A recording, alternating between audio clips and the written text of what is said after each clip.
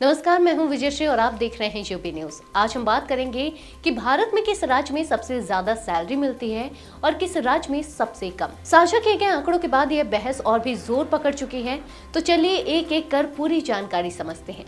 सबसे पहले बात करते हैं देश में औसत सैलरी की। फोर्ब्स एडवाइजर इंडिया द्वारा प्रस्तुत किए गए अनुमान के मुताबिक 2025 तक भारत की औसत मासिक सैलरी 28,000 रुपए तक पहुंच सकती है। यानी आने वाले समय में लोगों की आय में सुधार देखने को मिल सकता है, लेकिन राज्यवार आंकड़ों में बेहद बड़ा अंतर नजर आता है। इन आंकड़ों के अनुसार देश की राजधानी दिल्ली सबसे ऊपर है।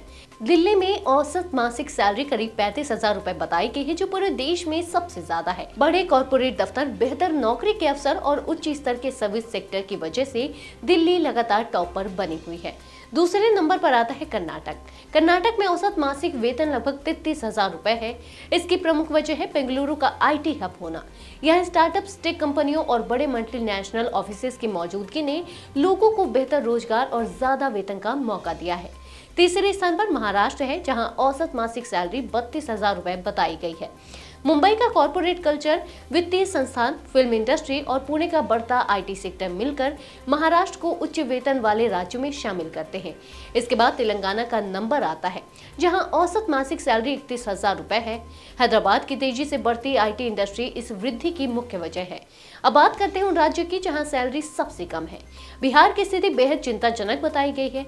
बिहार में औसत मासिक सैलरी सिर्फ 13,500 रुपए है, जो पूरे देश में सबसे कम है। रोजगार के सीमित अवसर, बड़े उद्योगों की कमी और निवेश में कमी इसके प्रमुख कारण माने जाते हैं। इसके बाद अंडमान और निकोबार द्वीप समूह में औसत सैलरी करीब 13,000 रुपए है। नागालैंड और मिजोरम जैसे पूर्वोत्तर राज्यों में भी सैलरी कम स्तर पर है। दक्षिण भारत की बात करें तो यह क्षेत्र हमेशा से रोजगार और वेतन दोनों के मामले में मजबूत रहा है।